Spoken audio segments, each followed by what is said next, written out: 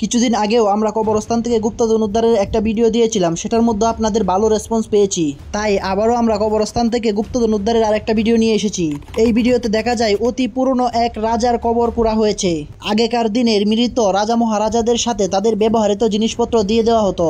আর এই ভিডিওতেও আমরা দেখতে পাই রাজার হাতের 4 আঙ্গুলে 4টি আংটি রয়েছে, যেগুলা এক এক করে উদ্ধারকারী টিম খুলে নিজের হাতে পড়েছে।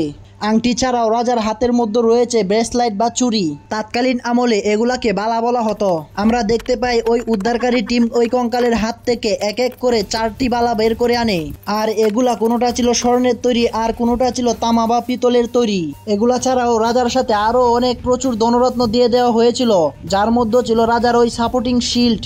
তাছাড়া একটা মাটির ছোট পাত্রের মধ্যে কিছু কয়েন দিয়ে দেওয়া হয়েছিল, যেগুলো ছিল স্বর্ণের তৈরি এবং রূপার তৈরি। উদ্ধারকারী টিম একটু সামনের দিকে তাকাতেই দেখতে পেল একটি গলার মালা, যা হয়তো এই মৃত ব্যক্তিরই ব্যবহৃত বস্তু। এগুলো ছাড়াও একটা ছোট মাটির পাত্রে ছিল কিছু ছাইগুলোর সাথে ছিল কিছু কয়েন। এই কয়েনগুলা হয়তো এই মৃত রাজার রাজত্বকালীন সময়ের কয়েন। ওই সমাধিস্থলের সব থেকে অবাক করা বিষয়টি ছিল ওই রাজার নিজের মুখের অবয়ব, যে অবয়বটা তৈরি করা হয়েছিল একেবারে 24 ক্যারেটের খাঁটি স্বর্ণের দ্বারা। আপনারা জানলে হয়তো অবাক হবেন, আগেকার দিনের মানুষের ধারণা ছিল মৃত্যুর পরেও মানুষের টাকা পয়সার প্রয়োজন পড়ে, আর তার জন্য আগেকার দিনের মানুষেরা মৃত ব্যক্তির সাথে যে যা পারত তা অর্থ দিয়ে দিত। আপনারা হয়তো দেখে এতক্ষণে বুঝতে পেরেছেন এই ব্যক্তির সমাধিস্থলে কি পরিমাণ অর্থ দিয়ে দেওয়া হয়েছে। এই সমাধিস্থলে স্বর্ণ মুদ্রা, রৌপ্য মুদ্রা এবং স্বর্ণের অনেক জিনিসপত্রও দিয়ে দেওয়া হয়েছে।